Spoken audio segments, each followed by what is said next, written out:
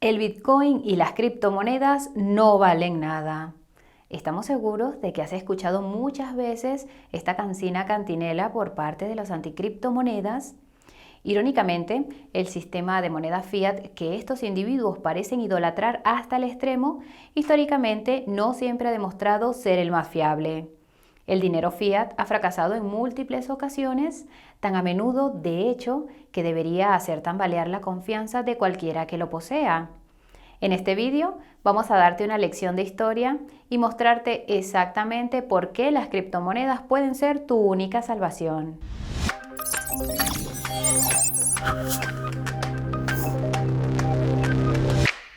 Antes de retroceder con la máquina del tiempo, hay unos términos y condiciones que debemos evitar que se lleve el viento. Nada de lo que aparece en este vídeo es consejo financiero. Si es lo que estás buscando, contacta con un asesor para evitar perder tu dinero. Si es la primera vez que nos encontramos, soy tu chica cripto y aquí en Coinburó a las criptomonedas nos dedicamos. Cada día nos proponemos como misión ofrecerte contenido de gran calidad, criptomonedas, noticias, reseñas y movimientos del mercado analizados en profundidad. Si esto es lo que has estado buscando con pasión, suscríbete al canal y a sonar la campanita de notificación sin dilación. Si no tienes tiempo para ver todo el vídeo en su totalidad, utiliza las marcas de tiempo que hemos dejado para ir a los contenidos que para ti sean de utilidad. Y con esto hemos terminado esta introducción. Veamos por qué el dinero fiat no es una buena elección. Antes de comenzar con esta lección de historia, creemos que una breve introducción sobre el sistema fiat puede resultar de gran utilidad. Técnicamente hablando, el dinero fiat es aquella moneda emitida por el gobierno que no está respaldada por un bien físico, como el oro o la plata, sino por el gobierno que lo emite. El valor del dinero fiat se deriva de la relación económica entre la oferta, la demanda y la estabilidad inherente al gobierno emisor, en lugar del valor de un bien que lo respalde. En la actualidad, el papel moneda moderno es dinero fiat. Como ejemplos podemos citar al dólar estadounidense, al euro y a la libra esterlina. No obstante, a lo largo de la historia, el dinero fiat ha adoptado una gran variedad de formas y ha estado representado por un gran número de materiales. Desde el punto de vista etimológico, el término fiat es una palabra latina que suele traducirse como hágase. Por tanto, el dinero fiat solo puede adquirir su valor intrínseco porque los gobiernos concretos que lo emiten sostienen ese valor, lo que en la realidad significa que no tiene una utilidad verdadera y subyacente en sí mismo. El dinero fiat surgió cuando los gobiernos comenzaron a acuñar monedas de un bien físico valioso, como el oro o la plata, o imprimían papel moneda que podían canjearse por una cantidad determinada de un bien físico. Esto es solo una visión general del sistema de dinero fiat. Si quieres profundizar en el tema, te animamos a que veas nuestro vídeo sobre el mayor esquema Ponzi de todos los tiempos. Está enlazado en la parte superior derecha. El dinero fiat ha tenido históricamente una vida sorprendentemente corta. El dólar de los Estados Unidos, que actualmente sirve como moneda de reserva mundial, no tiene por qué ser una excepción, a pesar de que se proclame que no puede fallar nunca. Como vamos a descubrir en este vídeo, a lo largo de la historia, el dinero fiat ha fracasado una y otra vez, mientras que los activos sólidos como el oro, la plata y el Bitcoin han sobrevivido. Descartando cualquier acontecimiento o circunstancia imprevista, la razón principal por la que las monedas fiat fracasan cíclicamente se debe principalmente a una política económica inadecuada. Y es precisamente en este punto donde los activos con un suministro finito se imponen de verdad. De hecho, hay una razón por la que nadie utiliza la expresión vale su peso en dinero fiat en lugar de vale su peso en oro para describir algo digno de confianza o intrínsecamente valioso. El oro se ha utilizado como moneda desde hace miles de años, por lo menos desde el año 700 a.C., cuando era el preferido de los comerciantes lidios. En cambio, la forma más antigua de dinero fiat que se utiliza hoy en día ha estado presente desde hace poco más de 300 años, comenzando en 1694 con la fundación del Banco de Inglaterra. Antes de su uso como moneda, el oro se utilizaba en el trueque y el comercio en todo el mundo en ausencia de un mandato político. En cambio, el dinero fiat depende de las leyes respaldadas por la fuerza de un Estado o monarca para poder ser utilizado. Naturalmente, esto lo expone a un alto grado de riesgo, especialmente en lo que se refiere a su suministro global, a la impresión de dinero y la mayoría de las veces a la mala gestión de la riqueza. En cualquier caso, cuando una moneda fiat quiebra, generalmente tiende a hacerlo primero de forma gradual y sistemática y luego se descontrola de repente, dirigiéndose inexorablemente hacia el olvido. Así que sin más preámbulos, echemos un vistazo a algunos de los peores ejemplos de fracaso del dinero fiat en la historia monetaria, empezando por la Alemania de Weimar. La República de Weimar, conocida oficialmente como el Reich alemán, fue el Estado alemán de facto que funcionó como una república federal desde 1918 hasta 1933. Para pagar los grandes costes de la Primera Guerra Mundial en curso, Alemania suspendió el patrón oro cuando estalló la guerra para obtener liquidez adicional a fin de financiar su infraestructura militar. A diferencia de otras naciones como Francia, que impuso su primer impuesto sobre la renta para pagar la guerra, el emperador alemán Guillermo II y el Reichstag, entonces el Parlamento de Alemania, decidieron financiar todos los esfuerzos militares mediante préstamos. El gobierno creía que podría pagar la deuda ganando la guerra e imponiendo reparaciones de guerra a los aliados derrotados. El objetivo principal de la República de Weimar era anexionar territorios industriales ricos en recursos e imponer pagos en efectivo directamente a Alemania. Según el economista Lawrence Officer, cuando Alemania adoptó el marco de papel en agosto de 1914, el tipo de cambio del marco frente al dólar estadounidense se devaluó de forma constante, pasando de 4.2 a 7.9 marcos por dólar, lo que fue sin duda una advertencia previa de la extrema inflación de la posguerra. Sin embargo, esta estrategia fracasó estrepitosamente, ya que Alemania perdió la guerra, lo que dejó a la República de Weimar cargada con una enorme deuda de guerra que simplemente no podía pagar.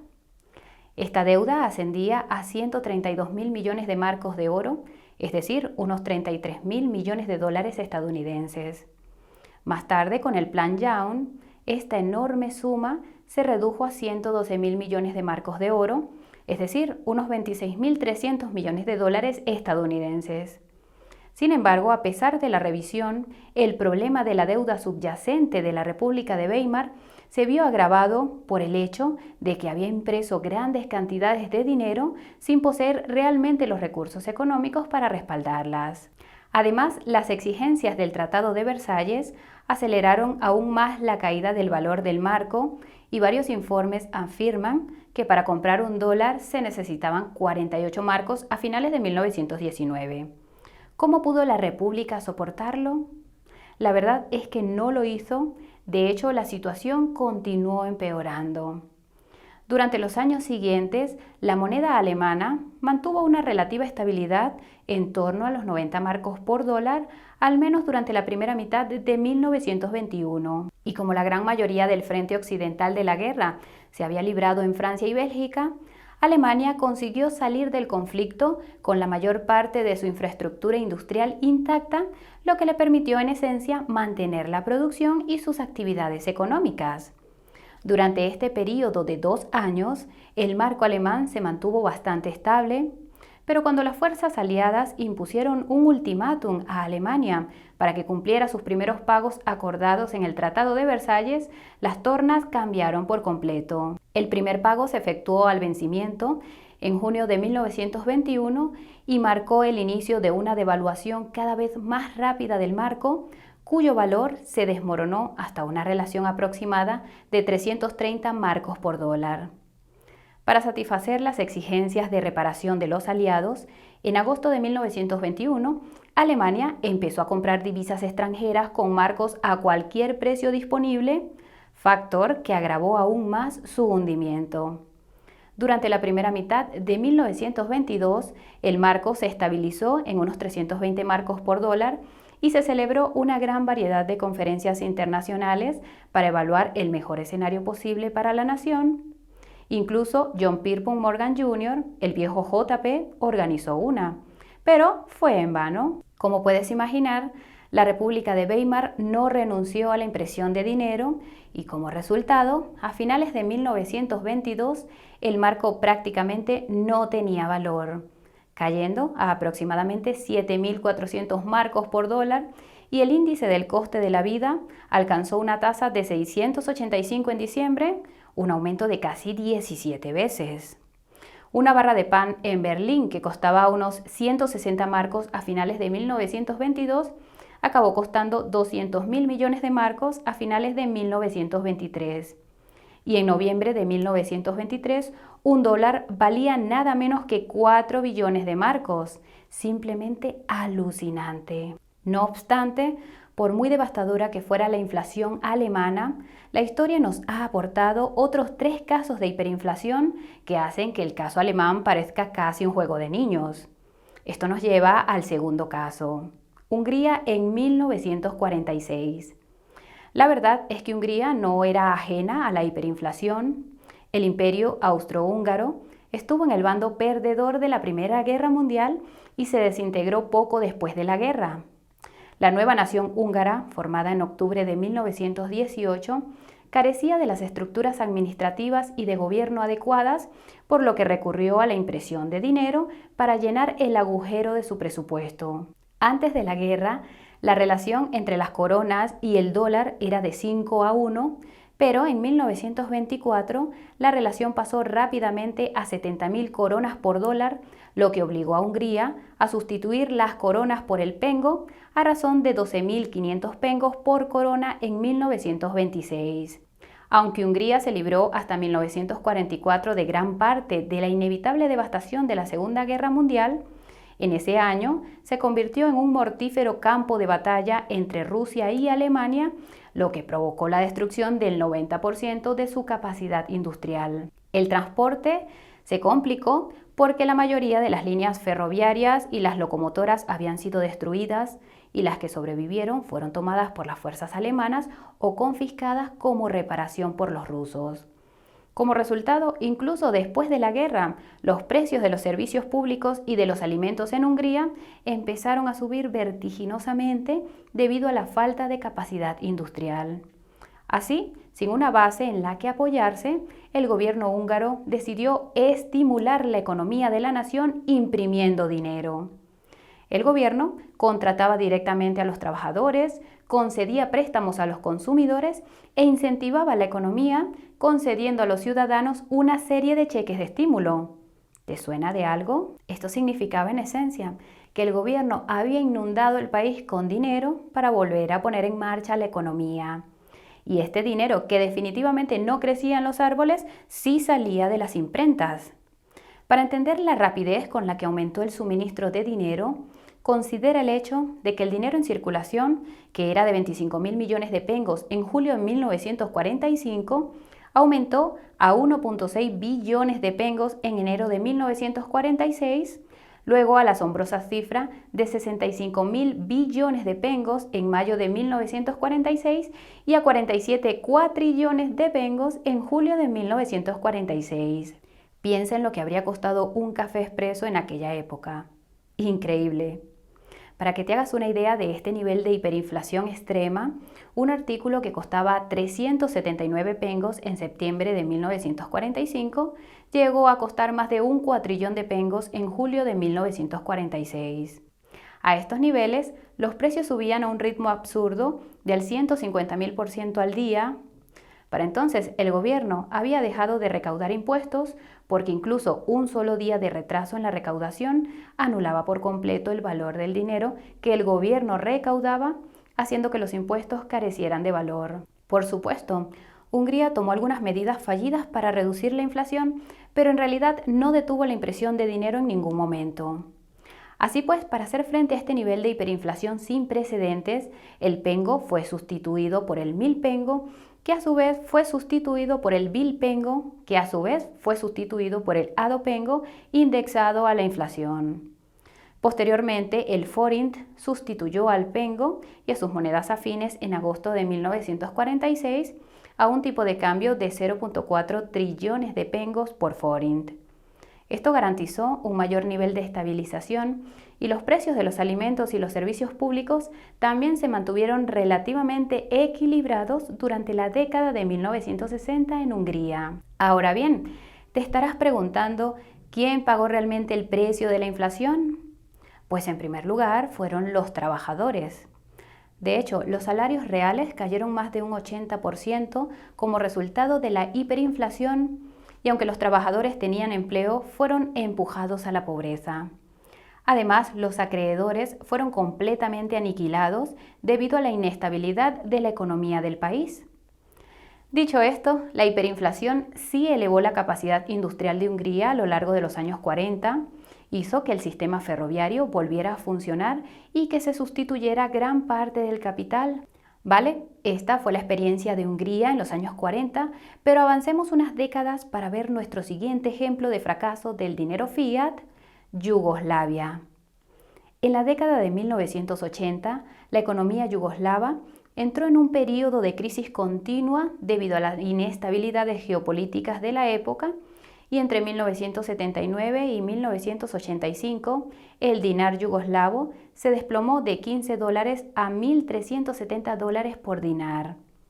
La mitad de los ingresos procedentes de las exportaciones se utilizaron para el servicio de la deuda, mientras que la renta personal neta real disminuyó un 19.5%. El desempleo aumentó a 1.3 millones de personas y la deuda interna se estimó en $40.000 millones. Entre 1992 y 1994, la República Federal de Yugoslavia experimentó el segundo período de hiperinflación más largo de la historia económica mundial. Este período abarcó 22 meses, de marzo de 1992 a enero de 1994, en los que la inflación alcanzó una tasa mensual del 313 millones%. Tras la desintegración de Yugoslavia a principios de 1992 y el estallido de los combates de Croacia y Bosnia-Herzegovina, la inflación alcanzó inicialmente el 50%, que es el marcador convencional de la hiperinflación. Esto ocurrió en la nueva República Federal de Yugoslavia, antes conocida como Serbia y Montenegro. La ruptura inicial de Yugoslavia desencadenó una hiperinflación al desmantelarse el comercio interregional, lo que provocó un descenso generalizado de la producción industrial. Además, el tamaño de la burocracia de la antigua Yugoslavia, que incluía una importante fuerza militar y policial, permaneció intacto en la nueva República Federal, a pesar de que ahora comprendía un territorio mucho más pequeño. Y con la escalada de la guerra y el conflicto en Croacia y Bosnia-Herzegovina, el gobierno simplemente optó por no reducir su sistema burocrático bastante hinchado y los grandes gastos que requería para funcionar. Además, entre mayo de 1992 y abril de 1993, la ONU impuso un embargo comercial internacional a la República Federal. Esta imposición no hizo más que agravar el problema de la disminución de la producción, que se asemejaba a la reducción de la capacidad industrial que desencadenó la hiperinflación en Hungría tras la Segunda Guerra Mundial. Naturalmente, con la disminución de la producción que redujo los ingresos fiscales, el déficit del gobierno no hizo más que empeorar, aumentando del 3% del PIB en 1990 al 28% en 1993. Así pues, al igual que en la República de Weimar y en Hungría, para cubrir este déficit, el gobierno yugoslavo volvió a recurrir a la imprenta, inflando el suministro de dinero. En 1993, los procedimientos de acuñación funcionaban a toda máquina, emitiendo mensualmente unos 900.000 billetes que casi no tenían valor cuando llegaban a los bolsillos de los ciudadanos. Y así, al gobierno ser incapaz de imprimir suficiente dinero en efectivo como para mantener el valor descendente del dinar yugoslavo, la moneda se hundió oficialmente el 6 de enero de 1994, cuando las tasas de inflación diarias se multiplicaban por un 207% al día.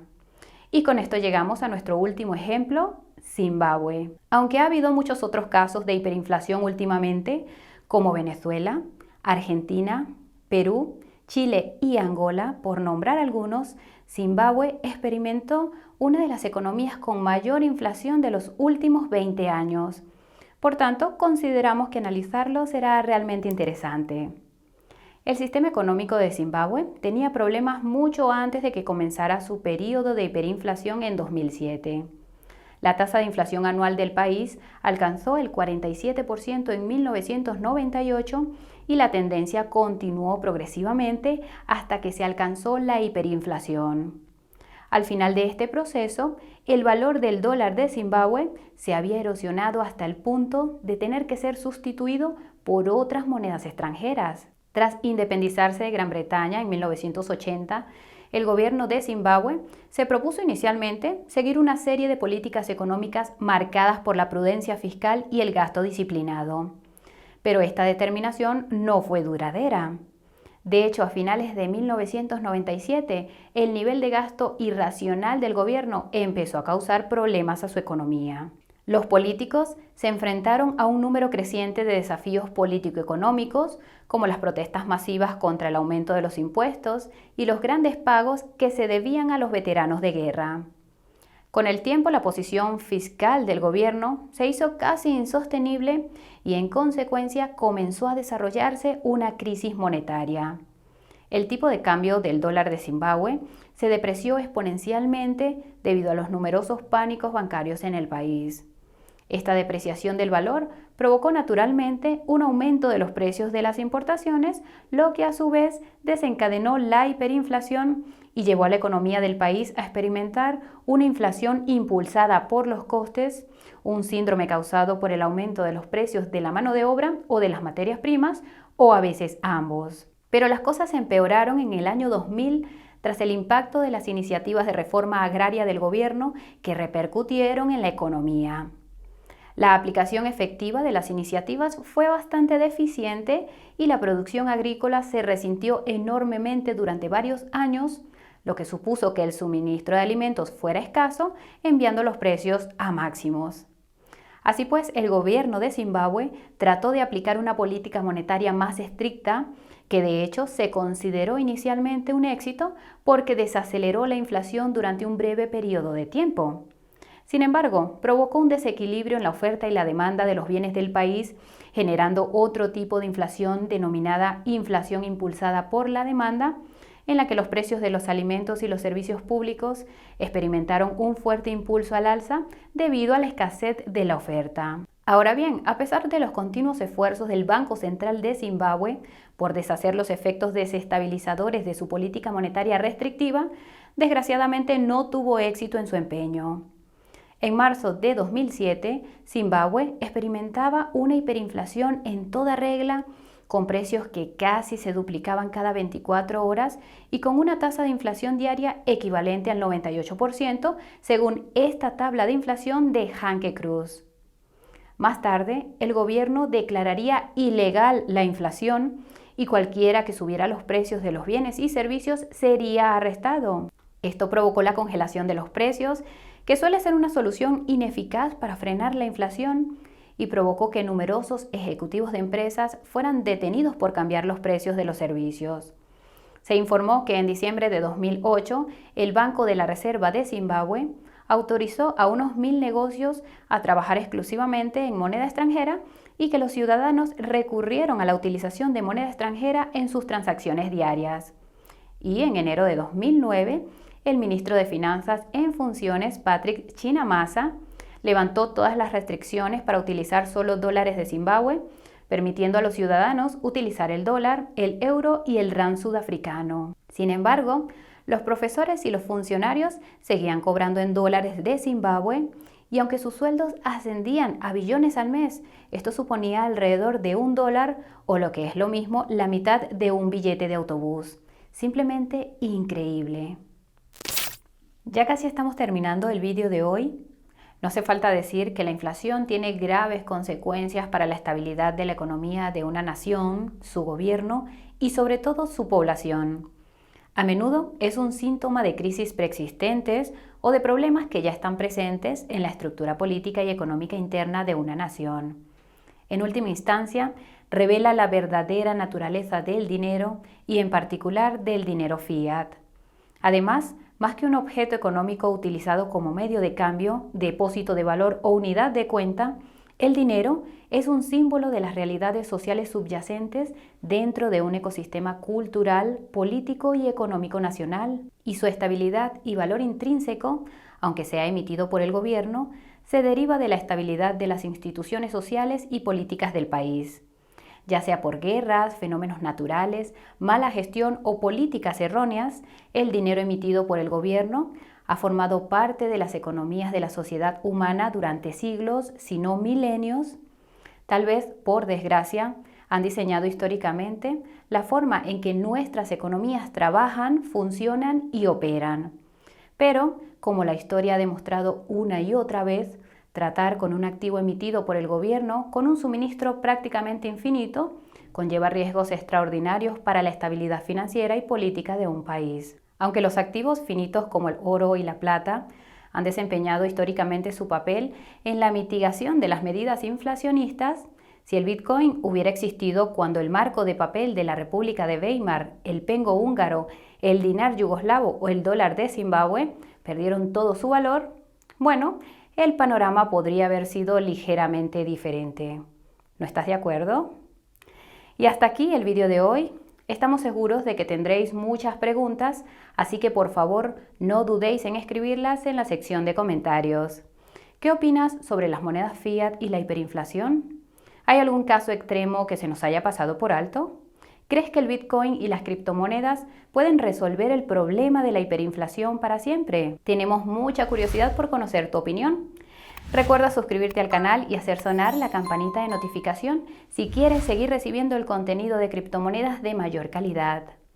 Asegúrate de consultar también el canal Coin Bureau Clips para obtener toda la información urgente que necesites sobre el mercado, los proyectos y las actualizaciones de Coin Bureau. Nos vemos muy pronto, pero hasta entonces también nos puedes encontrar en TikTok, Telegram, Instagram y Twitter. Si te suscribes a nuestra newsletter semanal, tu vida en el sector de las criptomonedas será infinitamente más fácil. Está llena de consejos y trucos que harán que puedas conservar tus ganancias. También puedes consultar nuestra página de ofertas. Tiene algunas de las mejores ofertas y promociones del sector de las criptomonedas en el mercado actual. Muchas gracias por acompañarnos hasta aquí. Nos vemos muy pronto. Chao, chao.